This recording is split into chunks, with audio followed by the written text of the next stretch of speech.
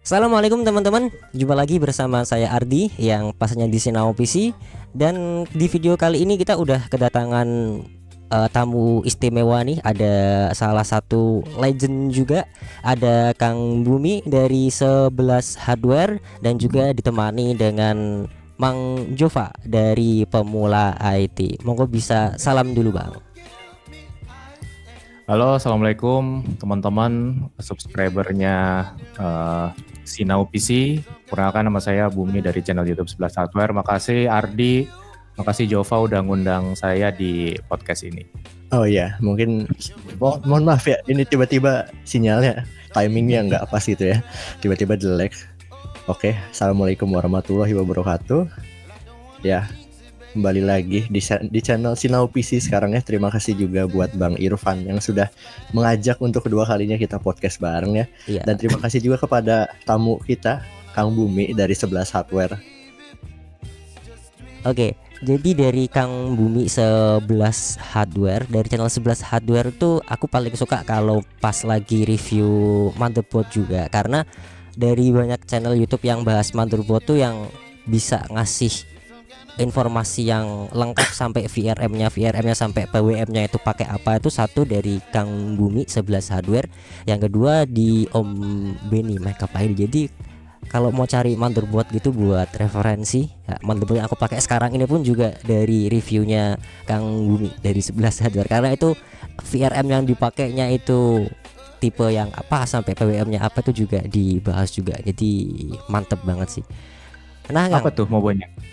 Mobonya apa? MSI H610 ME kalau nggak salah. Oh, yang Pro ya, yang E, Iya, yang yang H610E Pro ya. Iya, masih pakai yang H series sih karena budgetnya cuma sampai di situ. Nah, Kang Bumi, sekarang nih gimana dari aktivitas 11 Hardware juga? Hariannya ngapain? Karena dulu kan berangkat dari forum Kaskus juga, terus bisa sampai ke YouTube tuh gimana Kang ceritanya Kang? Oh iya. Pertama, kenapa bisa nge-YouTube gitu ya? Iya. Ya awalnya sih emang saya dari kecil dari ya masa remaja dulu emang basicnya gamers ya gitu ya. Gamer konsol, dan terus di tahun waktu saya SMA itu di tahun 2000-an itu saya main PC gitu, kenal dengan PC, terus akhirnya saya jadi PC gamer lah gitu. Saya waktu itu nggak sanggup beli PS2 ya, kan peralihan dari PS1 ke PS2 itu saya nggak sanggup, jadi saya akhirnya main ke PC gitu. Nah dari situ keterusan pas kuliah itu saya kenal dengan forum Kaskus. Zaman dulu tuh ada Chip, ada Gameseon, macam-macam lah ya. Nah, saya aktif di situ. Yang terkenal ya Om. Ya Chip, majalah Chip itu punya forum di internet gitu kayak Kaskus. Oh jadi itu bukan media namanya majalah Chip gitu ya, bukan ya? Ya majalah juga, internet juga sudah ada dia, forum juga ada. Terus ada FJB-nya juga dulu namanya Classified Chip. Itu lumayan rame juga kalau jual-jual di situ. Nah, terus saya mulai memberanikan diri untuk review barang gitu kan di forum-forum itu, karena senior saya waktu itu banyak yang nge-review tuh. Dulu bukan review ya, istilahnya tuh kayak beli tes dan jual gitu kan. Tes kecil-kecilan lah. Akhirnya saya coba sampai akhirnya rutin gitu. Even ketika saya udah kerja tuh, lulus kuliah, kerja, saya masih nge-review gitu sampai sebelum saya merit lah gitu. Sistemnya beli sendiri, terus ya waktu itu kan udah kerja juga ya, jadi itu hanya pure menyalurkan hobi aja waktu saya di Kaskus itu. Terus sempat tahun 2014 itu saya dikasih pinjam sama brand, itu dari Megacom, dari Digital Alien. Itu jadi saya disediain barang untuk nge-review gitu. Tapi mostly saya beli sendiri sih. Terus barulah pas era YouTube, saya ngelihat channel-channel YouTube di Indonesia banyak yang nge-review hardware. Saya kepengen kayak gitu-gitu juga. Udah akhirnya jalan sampai sekarang. 2016 saya coba 11 Hardware.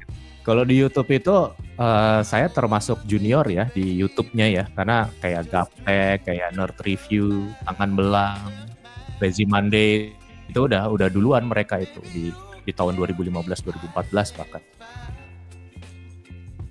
Kalau dulu tuh kan bedanya apa sih Kang? Dulu aktif tuh di forum Kaskus juga, dulu beda vibes kalau kita nyari informasi di dulu tuh gimana. Kalau sekarang kan mungkin udah banyak nih bertebaran channel-channel tech lainnya yang itu nge-review dan apapun lain sebagainya. Dan dulu kan emang YouTube belum sebesar sekarang penggunanya juga. Dulu kan banyak lari ke forum gitu lah. Ya, bedanya dulu sama sekarang tuh gimana vibesnya Om? Vibes-nya gitu ya.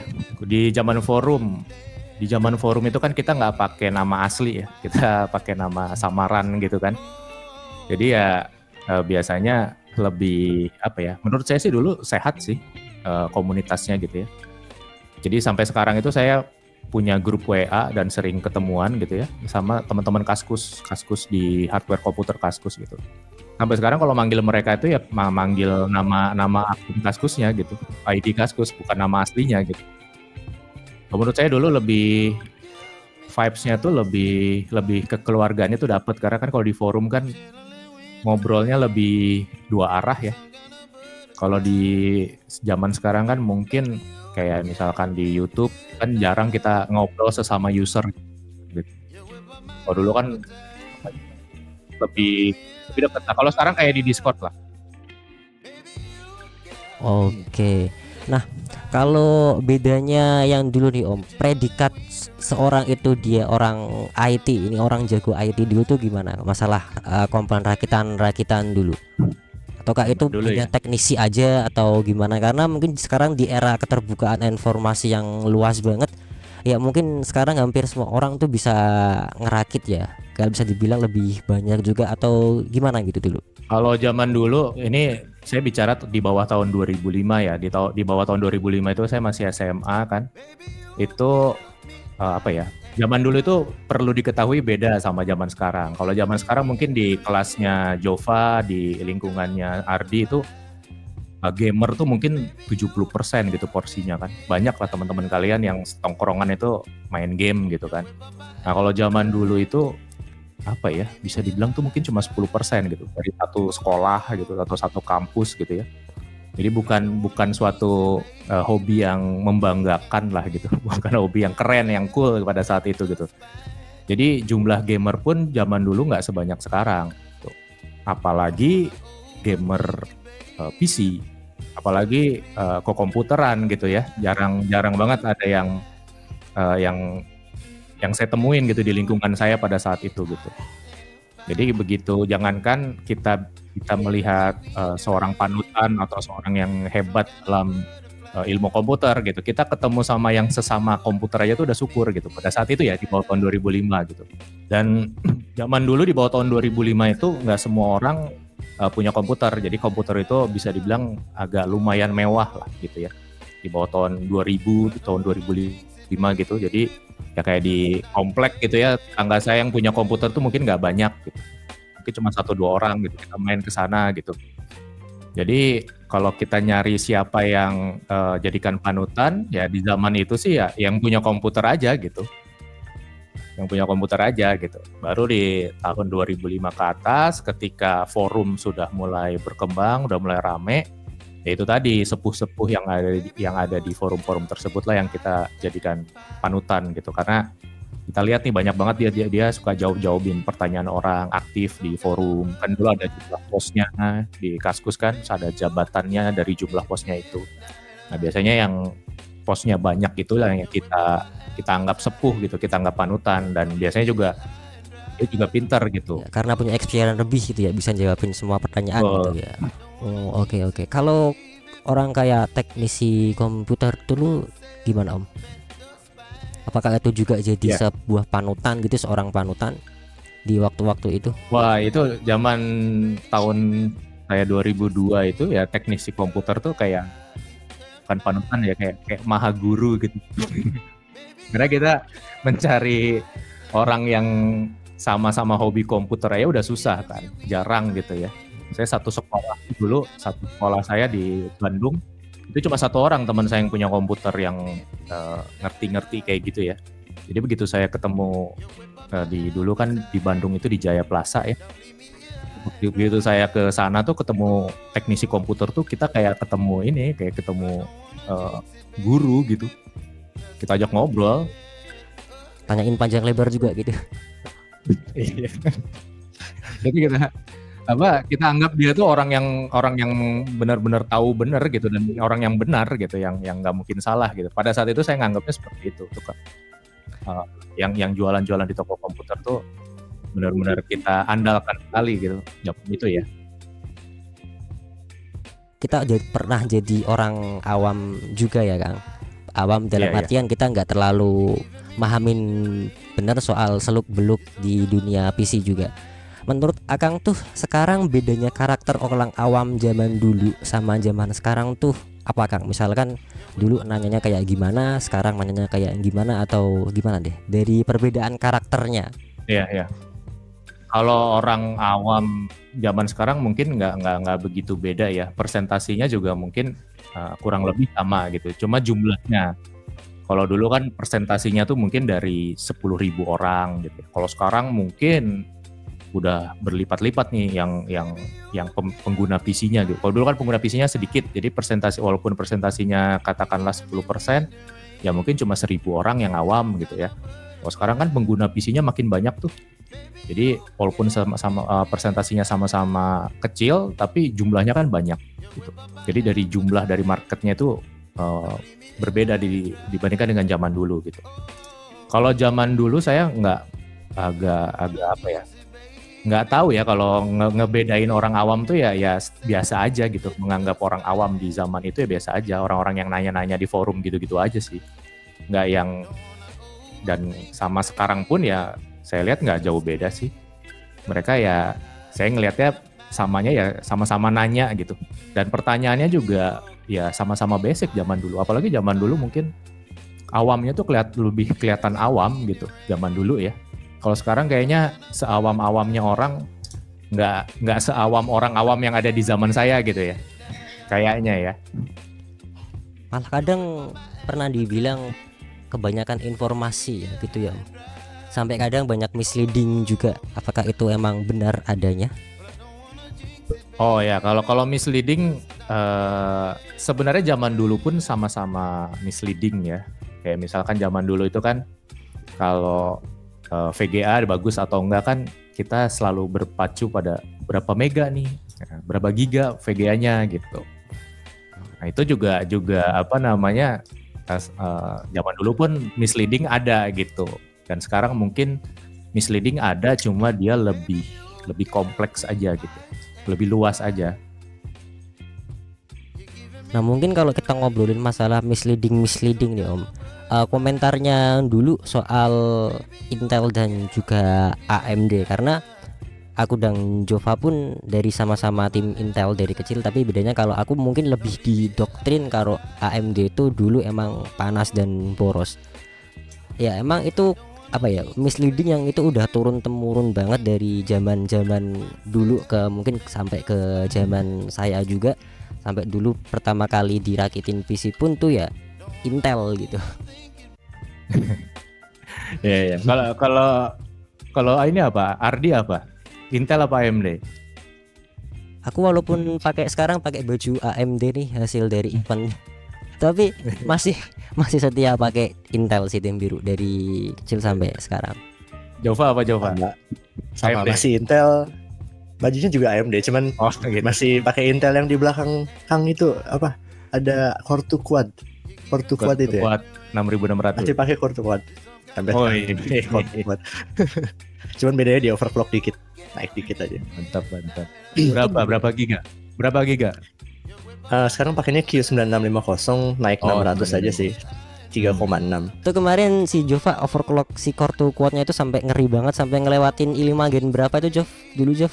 i5 Gen 2 itu cuman ke 3,9 sih. Cuman karena keterbatasan cooling sama dulu kan sistemnya pakai FSB ya Kang. Jadi betul. memori ya, juga bas. bakal terpengaruh kan ya. Bakal naik dari ya. Nah itu keterbatasan memori juga cuma 800, jadi nggak bisa lebih naik lagi. Takutnya voltasenya ketinggian, rusak memorinya nanti. Tapi udah mending loh. Udah belajar Saya overclocking juga. Ini Belajarnya tapi Q6600. bacanya di forum-forum lama bisa dibilang. Jadi Q6600 itu kalau nggak salah base clocknya itu 2,8 apa 2,6 ya.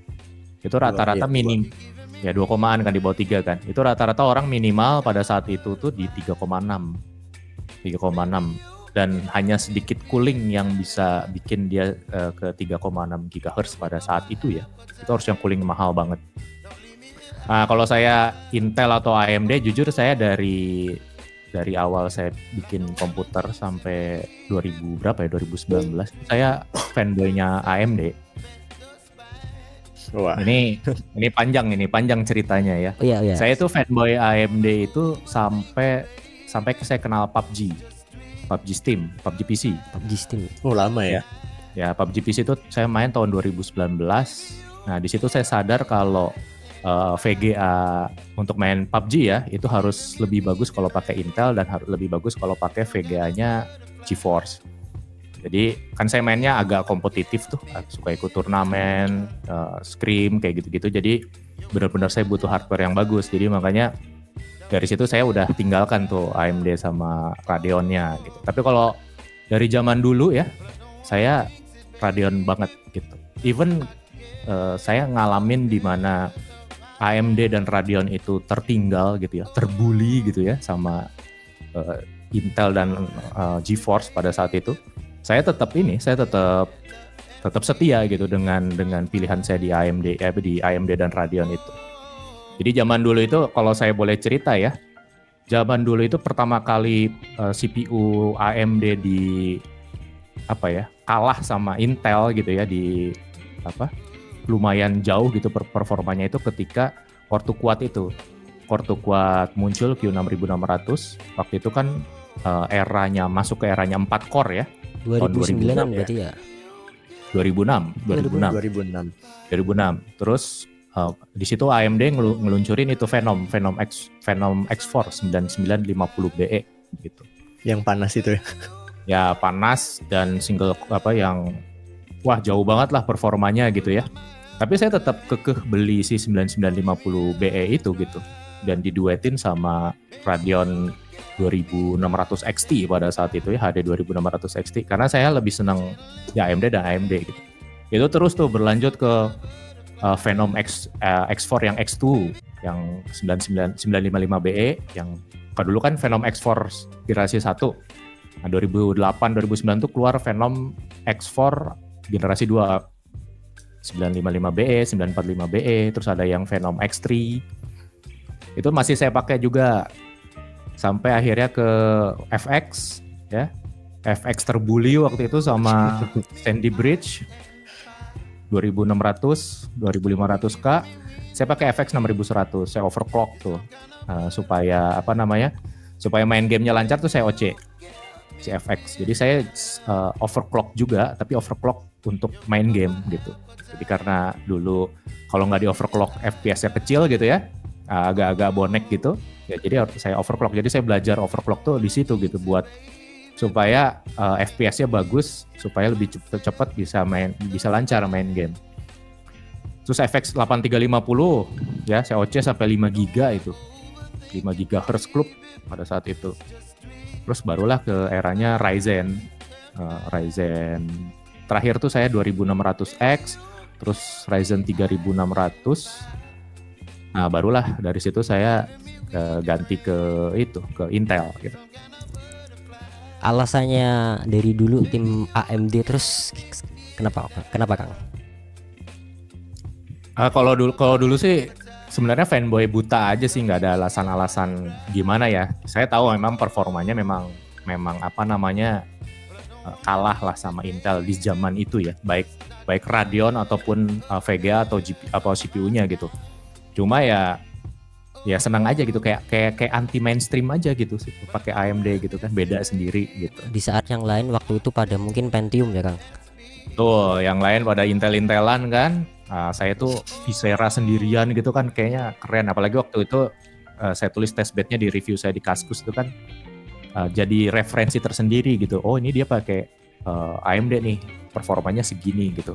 Kalau aku sendiri sih jujur kalau AMD di bawah yang seri Ryzen tuh malah aku nggak terlalu hafal banget sih, karena mungkin dulu ada AMD Sempron, Duron, terus naik ke FX juga atau gimana, aku nggak tahu urutan-urutannya kalau yang di AMD yang jadul-jadul.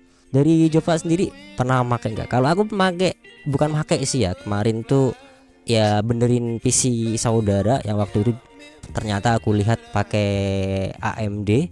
Waktu itu AMD Athlon berapa itu lupa, tapi itu yang masih zaman DDR3. Oh iya, aku dulu sih waktu belum ngerti komputer ternyata PC bapak aku tuh ternyata pakai AMD Athlon 2X 250 kalau nggak salah, 245. Dan agak menyesal sih waktu itu karena belum ngerti apa-apa ya, jadi asal bongkar aja karena kebetulan PC-nya udah nggak kepake dan kemungkinan rusak ya karena dulu nggak ngerti. Dibongkar, asal pasang, ya tiba-tiba motherboardnya mati gitu kan. Padahal kalau misal masih bener, masih pengen dicoba aja gitu kan, pengen ngejamanin nyobain Athlon X2 itu yang walaupun lebih kenceng Core 2 Duo dulu ya Kang, harusnya lebih kenceng Core 2 Duo ya, lebih. Kalau Athlon X2 250 itu udah mulai generasi tahun 2010 kalau nggak salah ya, 2010 atau 2000. Kan Athlon X2 itu kan muncul setelah Phenom X2 muncul kan, dia versi low end-nya. Itu mulai populernya itu di tahun 2009-an ke atas, yang 250 itu ya. Iya, ya itu 2010. Itu Athlon yang sudah kita kenal sebagai Athlon yang tidak lagi seri andalan. Kalau dulu itu kan Athlon itu tahun 2005 ke bawah itu seperti Ryzen-nya sekarang gitu. Cas plug-nya aja. Yang X64 itu bukan Kang? Athlon X64 sekian. Pertama itu Athlon XP. Nggak ngejamanin kayaknya. Baru lahir, belum lahir malah. Yang pertama kali X64 tuh pertama kali AMD bikin arsitektur X64 dulu tuh nggak sih? Kalau yang Intel dulu masih pakai X86 32 bit. Jadi dulu AMD yang pertama kali leaderin dulu. Ya waktu itu yang pertama kali kenal dengan AMD X64 dulu. Ya. Kalau nggak salah itu Athlon kan dulu kan ada Duron sama Athlon ya. Duron itu seri bawahnya ya kan, di bawah 1000 MHz dulu single core, bayangin ya. Terus yang seri kencengnya itu Athlon XP. Athlon XP yang di atas 1000 MHz, 1 GB, di atas 1 GB tuh. Itu Athlon XP. Kemudian muncul yang arsitektur 64 kan. Itu gantilah jadi Athlon 64 namanya zaman dulu tuh, tahun 2004, 2002, 2005 itu namanya Athlon 64, tapi masih single core. Terus keluarlah yang dual core. Ya kan? Athlon X2 atau Athlon X2 ya, Athlon X2 64, Athlon 64 X2. Itu yang populer banget di zamannya itu. Itulah yang bersaing dengan Pentium 4 dan terusannya tuh. Yang udah hyper trading itu atau yang belum Kang? Ya, yang hyper trading itu. Nah, barulah muncul Core 2 Duo kan. Nah, Core 2 Duo itu Athlon udah mulai tertinggal lah, karena Core 2 Duo kan pada saat itu lebih kenceng gitu kan. Ngomongin soal dulu kan pernah pakai Phenom ya Kang katanya. Phenom 2. Yeah. Pernah nyobain itu nggak unlock cores? Kan katanya Phenom 2 X4 tuh bisa di unlock sampai 8 ya? Atau 6? Ya. Jadi dulu itu kan pas zamannya Phenom 2 X4 ya kan? Phenom 2 X4 950BE nih. Ntar ya saya ambil ya. Masih ada. Wow. Nih. Ini Phenom 2 9955 nih. Phenom 2 X4 955BE Black Edition ya. Saya masih ada loh. Seri nostalgia nih beneran. Sampai dusnya masih ada ya Kang? Dusnya masih ada, masih jalan. Yang kartu aja masih. Sampai si kuliah juga. Ya, ini masih ada tuh si siapa namanya? Stikernya. Wow. Coolingnya juga, cooling bawaan si ininya juga masih ada saya. Sepuhnya Ryzen 9 itu mungkin dulu ya. Ini Ryzen kayak apa ya? Kayak Ryzen 7 5800X lah itu si 955BE itu ya. Nah, dari X4 itu kan, yang X4 tuh artinya 4 core kan. Ya, kemudian dia bikin yang X3 yang triple core ya, kayak Phenom X3 720 Black Edition itu saya pakai.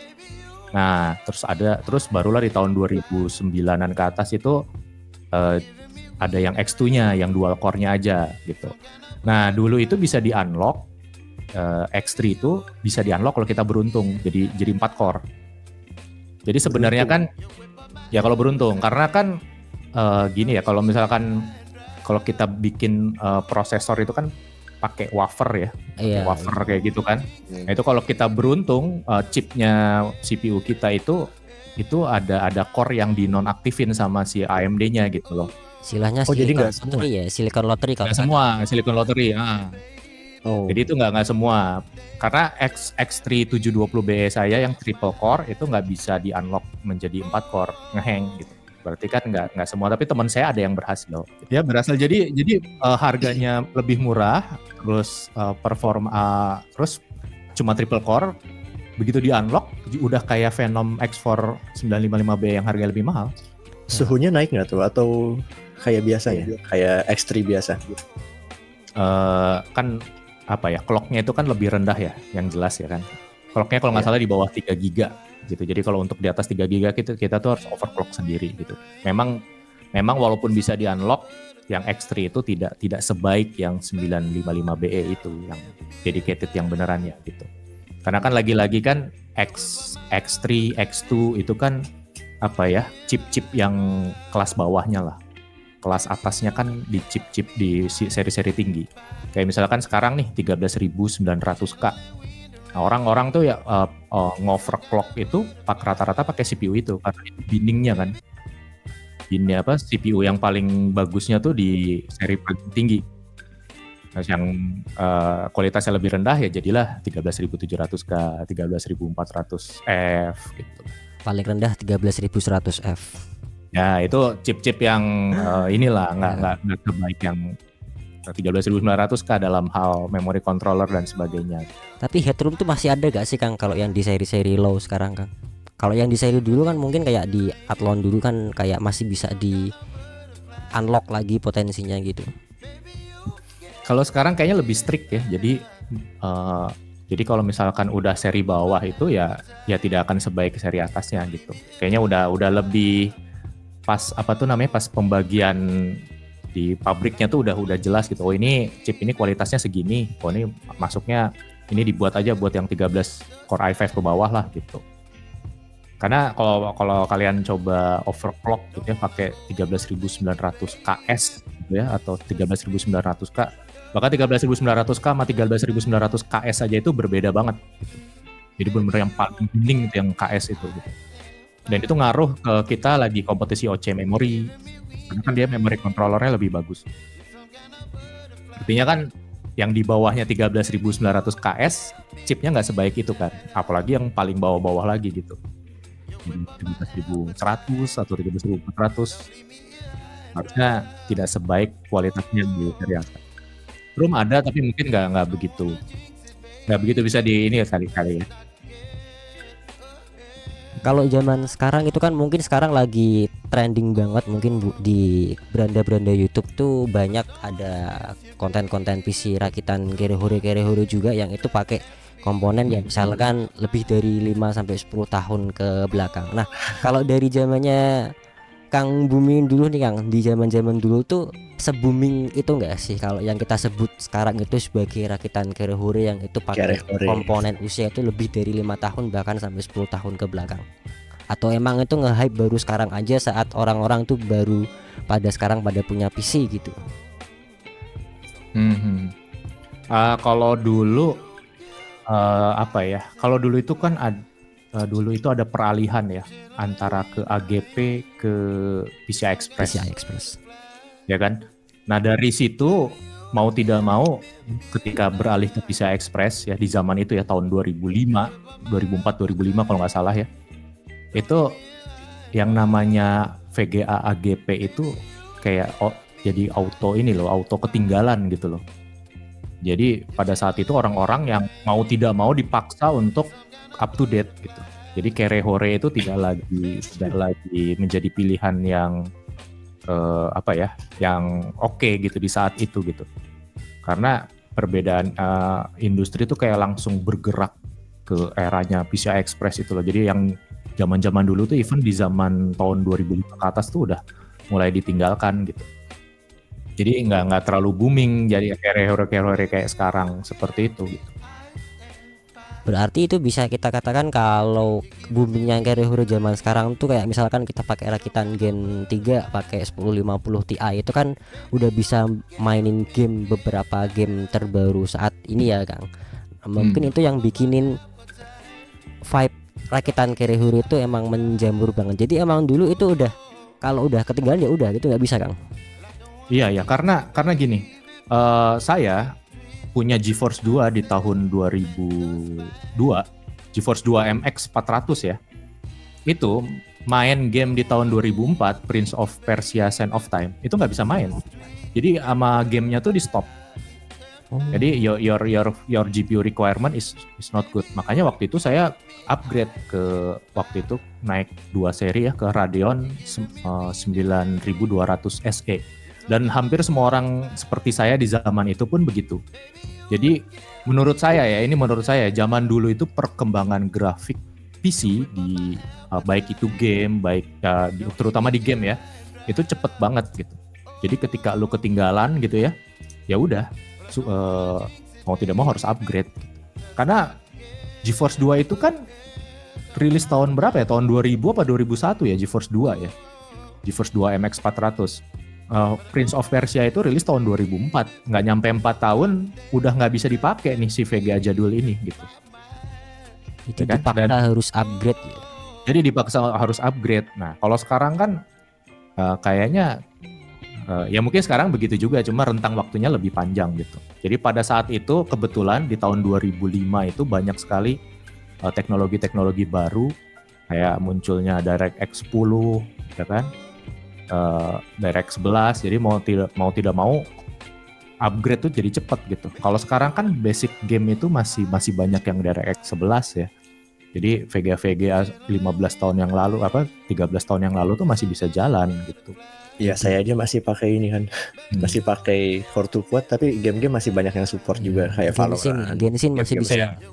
Genshin masih bisa. Betul. Ya, walau ngelek-ngelek dikit gitu ya. Kalau dulu kan naik dari DirectX 8 ke DirectX 9, 9B, 9C aja itu udah jadi auto kudet gitu ininya VGA kita, ketinggalan zaman langsung. Sekarang aja VGA DirectX 11 aja udah masih ada yang VGA dari tahun 2011 ya berarti ya, DirectX 11 tuh. Yang kayak GT6 GeForce GT 600 ke atas ya kalau nggak salah. Betul. Atau 500 ke atas itu. Itu udah support DirectX 11. Jadi bisa dibilang dengan VGA selama itu aja masih bisa support game-game sekarang gitu tahun 2024. Betul. Pertama kali ada DirectX 11 itu kan 2009. GTX 400 series. Ya, GTX 480 sama Radeon HD 5000 series. Ya 5000 series. 58 apa kok saya lupa ya. 5850, 5870. Ini 5550. 5500 GB. Ya, 5570 kayaknya itu ya. Ya, 5570. Oke nih Kang, mungkin kita udah ngobrolin ke belakang banyak banget. Ya mungkin sebagai bonus penutup kali ini kita mau ngobrolin masalah perkembangan komponen sekarang. Kan sekarang itu mungkin ada istilah baru PC untuk AI ya. Jadi sekarang hampir semua hardware itu dilabeli sebagai AI semua. Mungkin buat Kang Bumi juga pasti kemarin ke Computex juga, dan itu hampir semua part dilabelin sebagai AI. Menurut Kang Bumi sendiri ini gimana Kang? Kalau saya termasuk orang yang tidak begitu antusias lah untuk AI ini gitu, untuk game ya. Karena kan basicnya saya itu kan gamers, jadi saya suka PC ya melalui jalur game gitu. Kalau untuk content creator kayak misalkan editing, Photoshop dan lain-lain mungkin butuh AI gitu. Tapi kalau saya hanya seorang gamers casual kayak saya gini, ya AI itu menurut saya nggak terlalu antusias gitu. Karena patokannya begini ya, selama game-game kayak Assassin's Creed, terus Watch Dogs Legion yang AI-nya masih bego-bego gitu ya, kayaknya udahlah, kayak Skynet itu bohong lah gitu. Soalnya saya kalau main game itu main open world gitu ya, itu AI-nya tuh ya masih begitu-begitu aja, apalagi main game kayak Hitman gitu ya, yang stealth gitu. AI-nya nggak pinter gitu. Jadi selama itu masih belum jago, masih belum bisa masuk ke dalam game gitu sebagai komponen yang kuat gitu ya, saya tidak begitu menyambutnya itu gitu.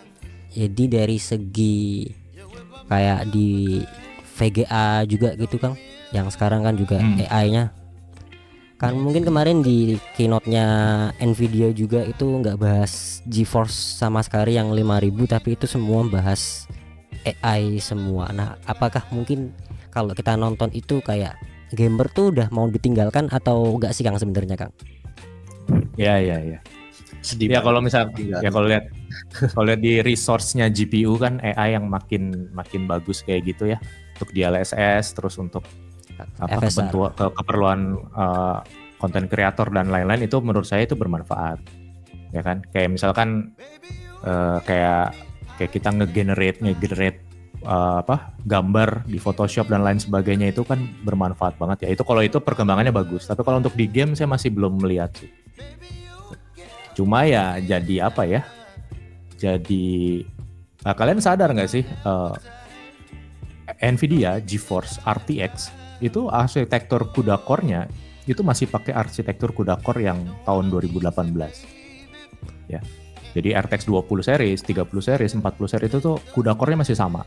Bukannya itu arsitekturnya pakai ada Lovelace tuh kalau nggak salah namanya? Ya, ada Lovelace itu kan sebutan arsitekturnya, tapi dari CUDA core-nya, arsitektur CUDA core itu masih sama. Yang berbeda hanyalah RT Core dan Tensor Core-nya. Jadi RT Core-nya tuh setiap generasi itu diperbaharui, Tensor Core-nya diperbaharui, tapi CUDA Core-nya masih the same CUDA Core gitu. Artinya di seri RTX 40 sekalipun itu masih pakai CUDA Core ya, hanya yang ada di RTX 20 series. Jadi dari raw performance di CUDA core-nya itu dia hanya tambahin banyak gitu CUDA core-nya, terus dikecilin melalui fabrikasi biar lebih irit gitu ya. Ya lebih irit, terus RT core-nya diganti arsitekturnya, Tensor core-nya diganti arsitekturnya. Tapi CUDA core-nya ini enggak gitu. Apakah nanti RTX 5000 bakal gitu juga ya? Nah, kita bisa lihat dari jumlah CUDA core-nya aja. Kalau masih banyak banget sampai belasan ribu atau puluhan ribu ya kemungkinan masih sama juga. Jadi ya perkembangan AI-nya bagus, tapi jangan sampai arsitektur atau raw performance si CUDA core-nya ini ditinggalkan juga gitu. Kalau zaman GTX berarti enggak ya? Tiap generasi arsitektur CUDA core-nya berubah. Juga. Ya kan GTX 980 ke GTX 1080 itu CUDA core-nya ganti tuh. Ya kan? Langsung gap-nya langsung kerasa gitu.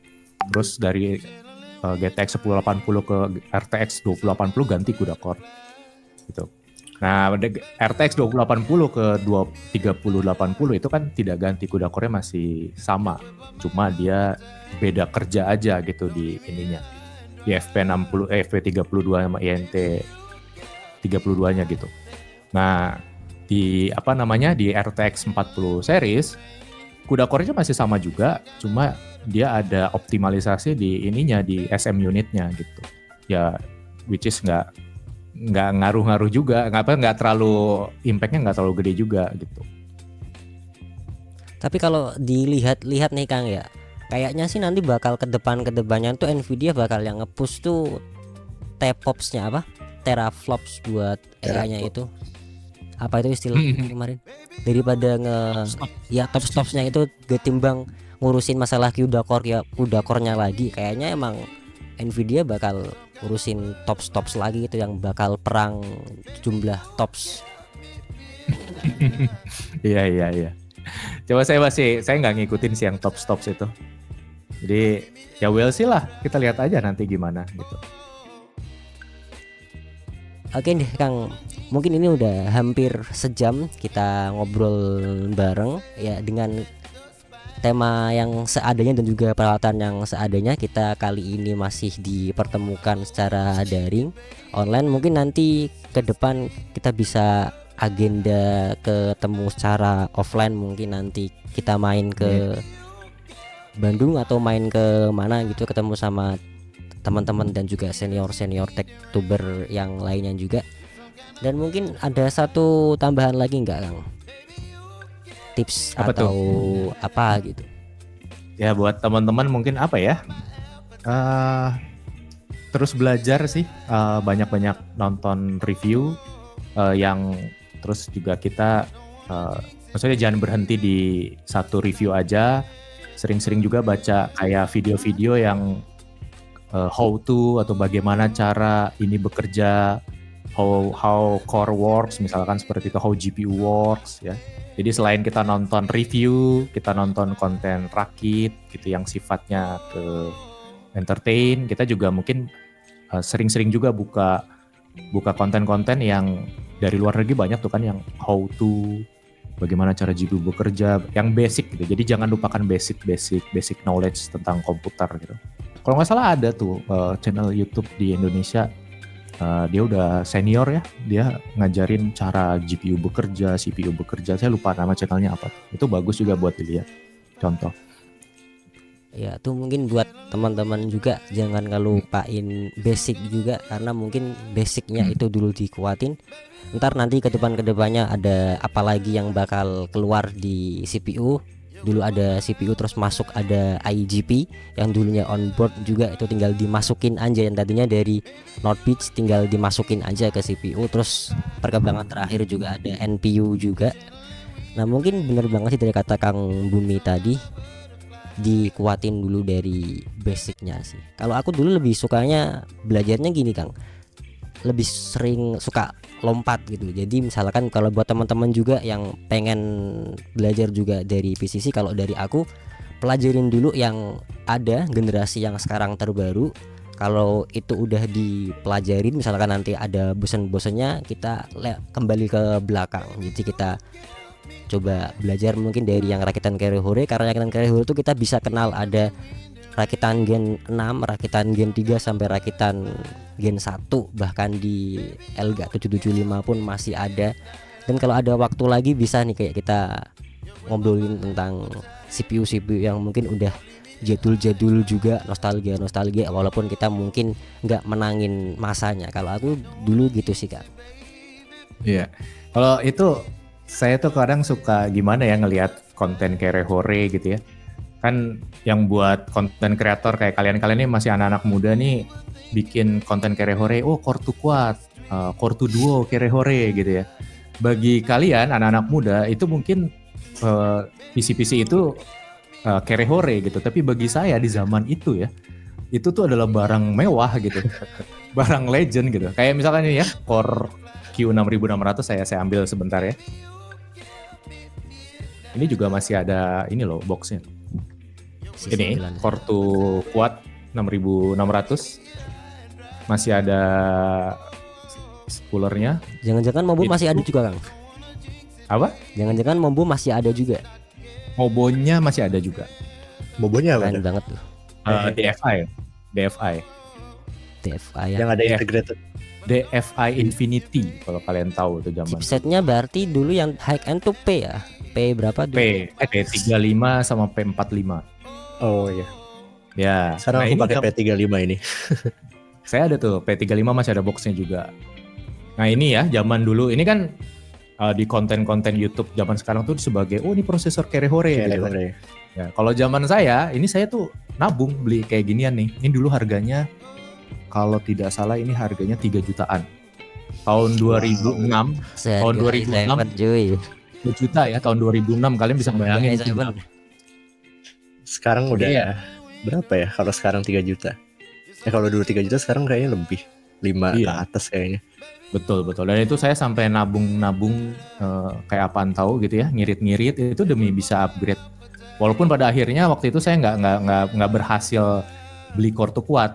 Saya sanggupnya beli Core 2 Duo 8400 Wolf Dell. Itu harganya berapa ya? 2 juta. 1,8 apa 2 juta gitu. Ya. Waduh. Yang Core 2 Quad 6600-nya tuh 3 jutaan. Dan Mobonya waktu itu juga kisaran segitu, minimal 2 juta. Sekarang Jadi juga. ketika dibilang nih Kerehore, oh saya, waduh itu barang nggak kebeli di zaman saya masih muda gitu. Beda perspektifnya di situ mungkin. Ini kita dapat perspektif baru ya Jov, dari yang udah Iya, pernah betul. ngalamin zaman-zaman high end-nya juga, zaman-zaman high end-nya Kortuk. Sekarang mungkin Mungkin harga berapa ya? yang ngalamin 85.000 kalau nggak salah harga ya. Apa? 85.000 kalau nggak salah harganya ya Kortuk Kuat, atau udah Bahkan ada yang 50.000 aku pernah lihat. 6.600. Ya kita kan zaman ini sekarang udah zaman ya gen 10 ke atas lah, aku mulai baca-baca hardware komputer gitu dan ngelihat Core 2 Quad, Core 2 Duo, terutama kayak di channel-channel yang kayak Rehore itu, wah kok ada ya ternyata CPU 50.000 tapi udah 4 core gitu. Padahal itu zaman dulu 3 jutaan. Iya 3 jutaan gitu. Apakah CPU dulu lebih tahan, lebih durable nggak kira-kira Kang dibanding CPU sekarang? Kalau di OC. Nah, kalau durable saya kurang tahu ya, durable atau tidaknya, tapi kayaknya banyak Core 2 Quad zaman sekarang masih hidup udah 15 tahun kayaknya bisa menjawabnya sih. masih bisa menjawab. Cuma kalau motherboard kayaknya sama aja sih. Soalnya motherboard kayak zaman-zaman dulu itu udah susah. Kayak saya tuh punya mobil zaman dulu ya X58, X48. Itu sekarang tuh udah kayak nggak kedetek gitu loh, memorinya lah, SATA-nya. Oh iya. Udah mulai lemah mesinnya ya, chipsetnya udah nggak kebaca. Jadi kayaknya ya ada umurnya juga sih tetap sih gitu. Tapi kalau untuk CPU kayaknya kuat sih lumayan. Nah, kalau ngobrolin yang jadul-jadul emang ini apa seru, nggak kerasa. Iya, nggak kerasa banget, ini udah menit ke 57 juga. Jadi mungkin ini agak sedikit overtime, kepanjangan, jadi ya Offset. offset. Oke. Thank you buat Ardi sama Jova udah undang. Iya, Udah. thank you. Sukses terus channelnya.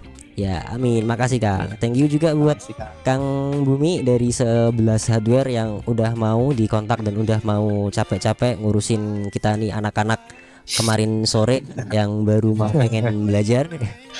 Makasih banget udah dikasih waktunya juga buat ngobrol di sesi podcast di malam hari ini. Makasih juga buat Kang Jova.